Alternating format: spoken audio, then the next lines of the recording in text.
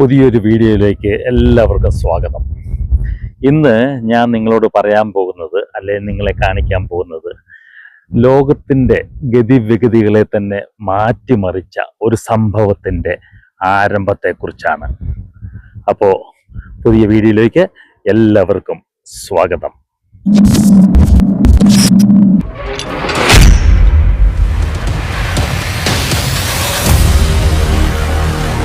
പറഞ്ഞു വന്നത് മറ്റൊന്നുമല്ല, രണ്ടാം ലോക മഹായുദ്ധം ആരംഭിക്കുന്നത്, അല്ലെങ്കിൽ അതിൻ്റെ ആരംഭത്തിന് തുടക്കം കുറിച്ചത് എവിടെ നിന്നാണ്, ആദ്യത്തെ വെടി മുഴങ്ങിയത് എവിടെ നിന്നാണ്, അതേപ്പറ്റിയാണ് ഇന്ന് പറയാൻ പോകുന്നത്. നമ്മളിന്ന് ഇപ്പോഴുള്ളത് വിറാൽ എന്ന സ്ഥലത്തെ ബർക്കൻഹെഡ്, നോർത്ത് വെസ്റ്റിൽ, ഇംഗ്ലണ്ടിൻ്റെ നോർത്ത് വെസ്റ്റ് ഭാഗത്തുള്ള വിറാൽ എന്ന സ്ഥലത്തെ ബർക്കൻഹെഡ്, ന്യൂ ബ്രൈറ്റൺ എന്ന ഏരിയയിലാണ്.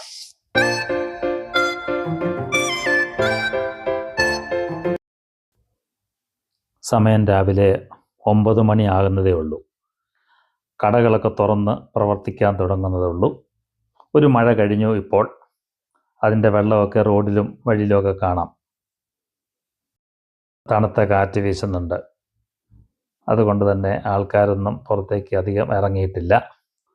ഉടനെ തന്നെ മറ്റൊരു മഴ കൂടി പെയ്യാനുള്ള സാധ്യത കാണുന്നുണ്ട്. കാരണം ആകാശം മേഘാവൃതമാണ്. ഇതാണ് ഫോർട്ട് പെർച്ച് റോക്ക് എന്നറിയപ്പെടുന്ന കോട്ട. ഇതിനെ പറ്റിയാണ് ഞാൻ നേരത്തെ സൂചിപ്പിച്ചത്. ചുറ്റും കടലാണ്, കടൽ വെള്ളം കയറി കിടക്കുന്ന ഏരിയയാണ്. ഇതാണ് ദൂരത്തു നിന്നുള്ള ഒരു കാഴ്ച. മറൈൻ പ്രൊമനേഡ് എന്നാണ് ഈ ഏരിയ അറിയപ്പെടുന്നത്. അങ്ങകലെ ലൈറ്റ് ഹൗസും കാണാം. ഇവിടേക്കുള്ള വഴിയൊക്കെ ടൈൽസ് പാകി നല്ല ഭംഗിയാക്കി ഇട്ടിട്ടുണ്ട്. അതുകൊണ്ട് നടക്കാൻ നല്ല സുഖമുണ്ട്, ചെളിയൊന്നുമില്ല. നമ്മൾ ഫോർട്ട് പെർച്ച് റോക്കിലേക്ക് പോയിക്കൊണ്ടിരിക്കുകയാണ്. അതിൻ്റെ മുന്നിൽ തന്നെ വിശാലമായ ഒരു കാർ പാർക്കുണ്ട്. എത്ര വണ്ടികൾ വന്ന് പാർക്ക് ചെയ്താലും അവിടെ യാതൊരു ബഹളവും അനുഭവപ്പെടില്ല. വേലിയേറ്റ സമയമാണ്, അതുകൊണ്ട് തന്നെ കടൽ വെള്ളം ഇങ്ങോട്ടേക്ക് കയറി കിടക്കുന്നുണ്ട്. 1826 ഈ കോട്ട സ്ഥാപിക്കുന്നത്. ചുവന്ന സാൻഡ്സ്റ്റോൺ കൊണ്ട് ആണ് ഇത് നിർമ്മിച്ചിട്ടുള്ളത്. ഇന്ന് ഈ കോട്ട ഒരു റെസ്റ്റോറൻറ്റ്, ദ മെസ് എന്നറിയപ്പെടുന്ന ഒരു ചെറിയ റെസ്റ്റോറൻറ്റും ഒരു ചെറിയ മ്യൂസിയമൊക്കെ ആക്കി മാറ്റിയിരിക്കുകയാണ്. ഇത് ചെറിയൊരു കോട്ടയാണ്. ഇതിൻ്റെ ആകെയുള്ള വിസ്തീർണം ഏകദേശം 3300 സ്ക്വയർ മീറ്ററാണ്. അതിൻ്റെ സൈഡിലെ ഭിത്തികൾക്ക് 24 അടി മുതൽ 32 അടി വരെ ഉയരമുണ്ട്. വൈറ്റ് ആൻഡ് റെഡ് സാൻഡ്സ്റ്റോൺ കൊണ്ടാണ് ഈ കോട്ട കെട്ടിയിട്ടുള്ളത്. ഞാൻ നേരത്തെ സൂചിപ്പിച്ച കാര്യം, ഈ രണ്ടാം ലോകമഹായുദ്ധത്തിന് ആരംഭമായിട്ടുള്ള ആദ്യത്തെ വെടി മുഴങ്ങിയത് ഈ കോട്ടയിൽ നിന്നാണ്.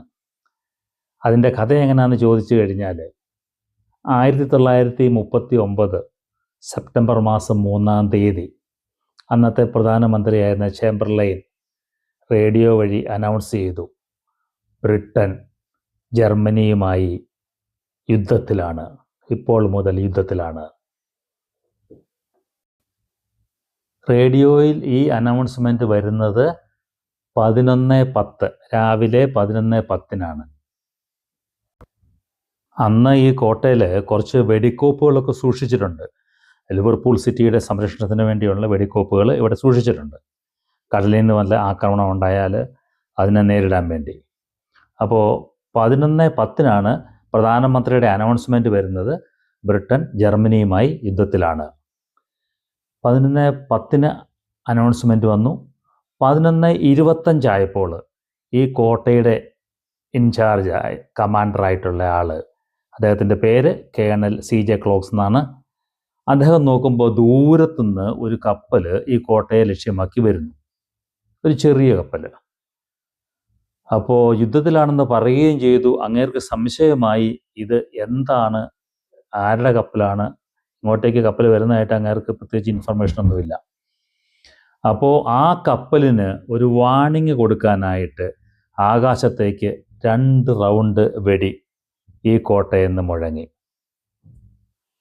പക്ഷേ ഇവഞ്ച്വലി അത് ഒരു ഫിഷിങ്ങിന് പോയ ഒരു കപ്പലായിരുന്നു, ഒരു ഫിഷിംഗ് വെസലായിരുന്നത്. അത് തെറ്റിദ്ധാരണയുടെ പുറത്തേക്കാണ് കപ്പലിട്ടല്ല വെടിവെച്ചത്, ആകാശത്തേക്കാണ് വെടിവെച്ചത്. അപ്പോൾ പറഞ്ഞു വന്നത്, രണ്ടാം ലോകമഹായുദ്ധം പ്രഖ്യാപിച്ചതിന് ശേഷം ആദ്യത്തെ വെടി മുഴങ്ങുന്നത് ഈ കോട്ടയിൽ നിന്നാണ്. അതാണ് ഈ കോട്ടയുടെ പ്രത്യേകത.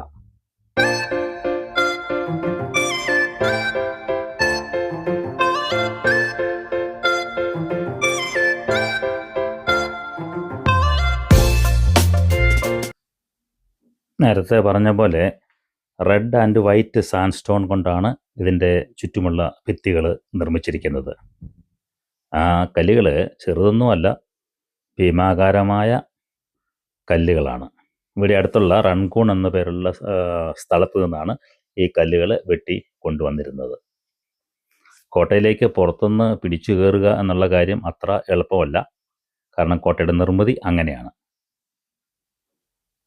കടലിലേക്ക് ഇറങ്ങി നിൽക്കുന്ന രീതിയിലാണ് ഇത് പണിതിരിക്കുന്നത്. അതിനപ്പുറത്ത് ലിവർപൂൾ പോർട്ട് കാണാം.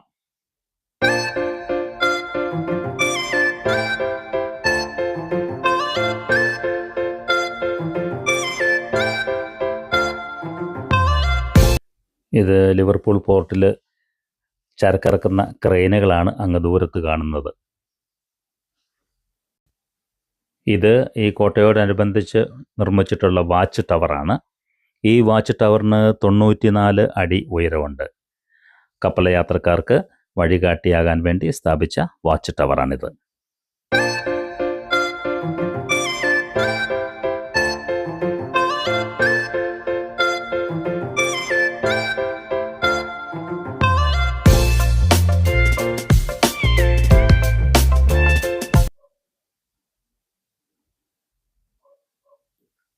തീരത്ത് നമുക്കൊരു കോസ്റ്റ് ഗാർഡിൻ്റെ സ്റ്റാഫിനെ കാണാം. വെള്ളം കയറി വരുന്നതനുസരിച്ച് ആൾക്കാർക്ക് വാർണിംഗ് കൊടുക്കാനുള്ള ഒരു വാർണിംഗ് സൈൻ അവിടെ ഉറപ്പിക്കുകയാണ്. ഇതാണ് കോട്ടയുടെ മുമ്പിലുള്ള വിശാലമായ കാർ പാർക്കിംഗ്.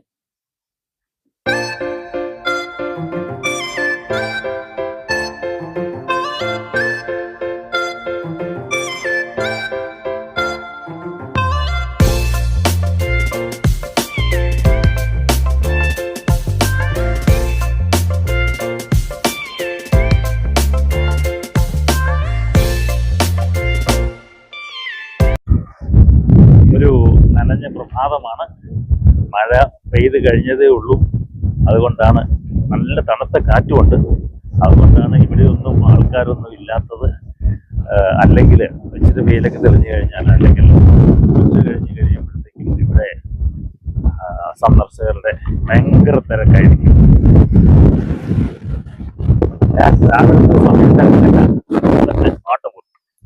എന്റെ തൊപ്പി പോയി.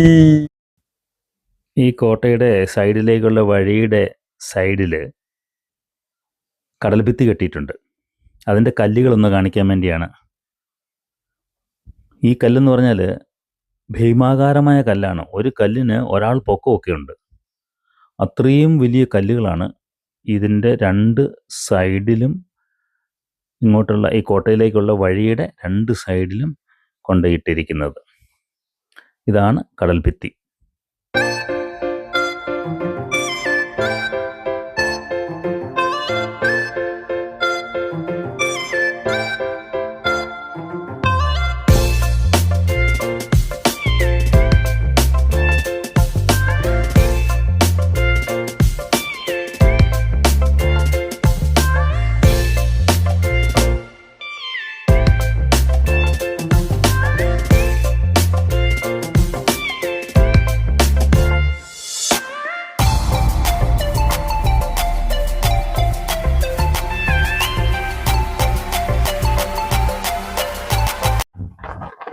അപ്പോൾ വീഡിയോ എല്ലാവർക്കും ഇഷ്ടമായെന്ന് കരുതുന്നു. ഇഷ്ടമായെങ്കിലും ഇല്ലെങ്കിലും നിങ്ങളുടെ അഭിപ്രായങ്ങൾ കമൻ്റായി താഴെ രേഖപ്പെടുത്തുക. മറ്റൊരു വീഡിയോയുമായി വീണ്ടും കാണുന്നതുവരെ എല്ലാവർക്കും നമസ്കാരം.